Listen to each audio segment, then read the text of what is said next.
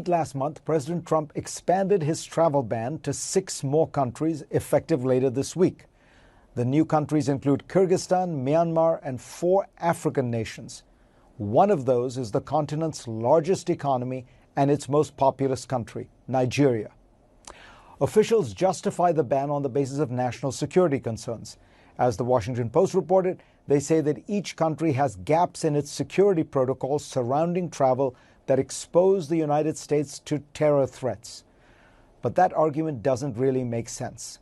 As the Cato Institute found, no one born in Nigeria, Myanmar, Tanzania, or Eritrea, 4 of the countries, have been responsible for a single terror-related death on American soil between 1975 and 2017. And if the administration were really worried about lax security, it would ban all visas from these countries.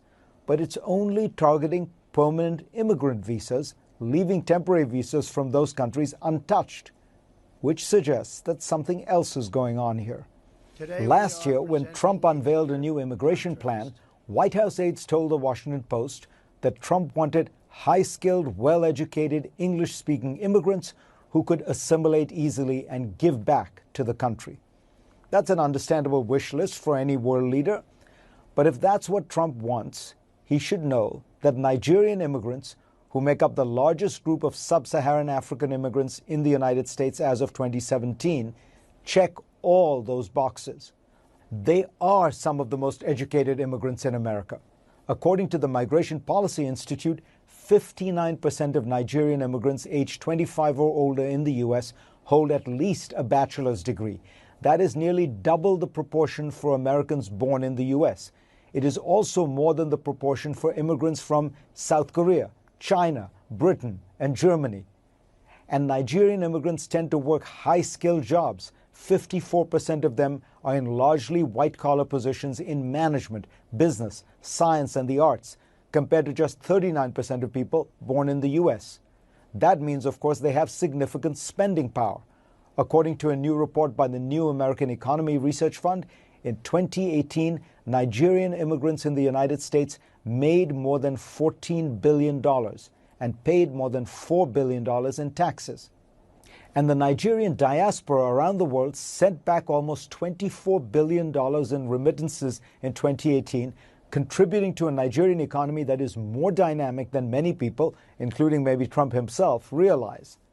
Nigeria was once thought to be just an oil economy, but today services account for more than 50% of its GDP. Technology is now 10%, according to the Center for Global Development. A growing middle class is increasingly educated and aspirational. Nigeria is America's second largest African trading partner, and the U.S. wants to double existing trade and investment in Africa. As the former ambassador to Nigeria, John Campbell, notes, that goal, taken alongside the ban, amounts to, quote, policy incoherence, unquote. In terms of politics, however, it has an obvious dark logic.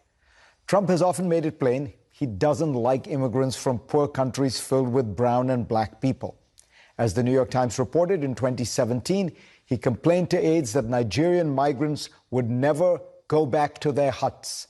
The next year, the Washington Post first reported that in a meeting with lawmakers, he said he wanted more immigrants from Norway and fewer from Haiti and African nations, or as he famously dubbed them, shithole countries.